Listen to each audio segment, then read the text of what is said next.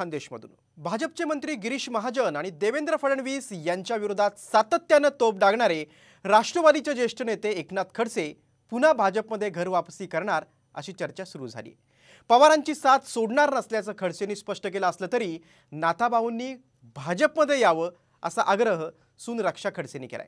पाहूया एक रिपोर्ट। एकनाथ खडसे भाजपमध्ये घर वापसी करणार?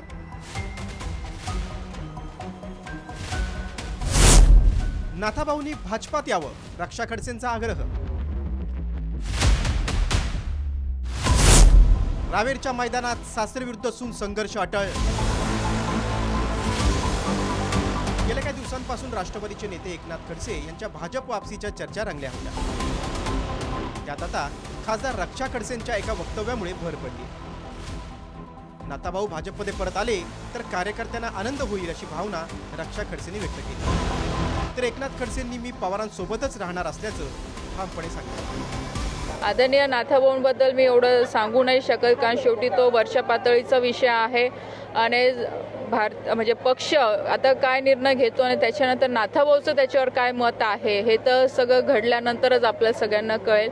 पण नक्कीच एक कार्यकर्ता म्हणून किंवा बरेचशा लोकांची सुद्धा इच्छा आहे की नाथाभाऊंनी इकडे भारतीय जनता पार्टीमध्ये येऊन परत काम केलं तर लोकांना आनंदच होणार आहे या गोष्टीचा। भारतीय जनता पार्टीत असल्यामुळे मी भारतीय जनता पार्टी यावं अशी अपेक्षा व्यक्त केली आहे, पण मला भारतीय जनता पार्टीमध्ये आज तरी प्रवेश करायचा नाही आहे।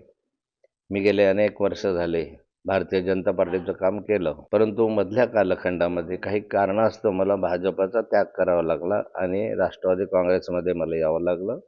आता माननीय शरद पवार साहेबांचं नेतृत्व मी मान्य केलेलं आहे, त्यामुळे शरद पवार साहेबांबरोबरच मी पुढच्या कालखंडामध्ये राहणार आहे। दरम्यान खडसेंची परिस्थिती ना घर का ना घाट का अशी असल्याची टीका अजितदादा गटाचे नेते अनिल पाटील यांनी केली। आता खडसे साहेबांची परिस्थिती घरकाना घाटका अशी झालेली आहे। या ठिकाणी त्यांना कुठलं भवितव्य दिसत नाहीये आणि भारतीय जनता पार्टीमध्ये कोणी त्यांना घेत नाहीये, त्यामुळे जावं तरी कुठे जावं अशी परिस्थिती खडसे साहेबांची झालेली आहे। त्यामुळे जिल्ह्यामध्ये आज तरी दिशाहीन कुठलं नेतृत्व जर का असेल तर ते आदरणीय खडसे साहेब आहेत। अशोक चव्हाणांच्या भाजप प्रवेशानंतर एकनाथ खडसेही भाजपच्या वाटेवर असल्याची चर्चा होती। खडसे भाजपात येण्यासाठी जोरदार प्रयत्न करत असल्याचा दावा गिरीश महाजन यांनी केला होता। काय माहीत, निरोप त्यांचे भरपूर येत आहेत, पण मला त्या संदर्भामध्ये माहीत नाही। त्यांचे फार प्रयत्न चाललेले आहेत, अगदी जोर लावून असं मला कळतं आहे।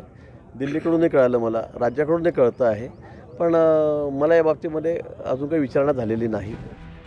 यावेळी एकनाथ खडसेंनी शरद पवारांसोबतच राहणार असल्याचं ठामपणे सांगितलं। शिवाय आगामी लोकसभा निवडणुकीत खडसे रावेर लोकसभा निवडणूक लढवण्यासाठी इच्छुक आहेत।